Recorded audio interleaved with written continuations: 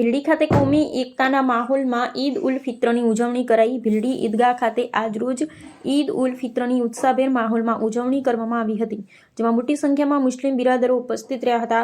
આ પ્રસંગે મૌલાના અહેમદ સાહેબે જણાવ્યું કે ઈદ એ ખુશીનો તહેવાર છે, તો દરેક એકબીજાના મન દુઃખ ભૂલી ઈદ ઉજવવા અપીલ કરી હતી। ખાસ કરીને ગરીબ ગુરબાના હક અદા કરી અને યતીમોને ખાસ યાદ કરી તેમનો ખ્યાલ કરી ઈદની ઉજવણી કરવા જણાવ્યું હતું। મૌલાના અહેમદ સાહેબની ઇમામત હેઠળ મોટી સંખ્યામાં મુસ્લિમ બિરાદરોએ ઈદની નમાઝ અદા કરી હતી। નમાઝ બાદ દેશમાં અમન, શાંતિ, ભાઈચારો જળવાઈ રહે તે માટે ખાસ દુઆ કરવામાં આવી હતી।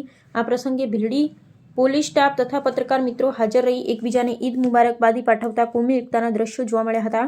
નમાઝ બાદ કબ્રસ્તાન જઈ પોતાના પૂર્વજોને યાદ કરી દુઆ ગુજારી હતી। આ પ્રસંગે ભીલડી પોલીસ દ્વારા ચુસ્ત બંદોબસ્ત ગોઠવી પ્રસંગને સફળ બનાવ્યો હતો। વજીરામ કે જોશી, ભીલડી।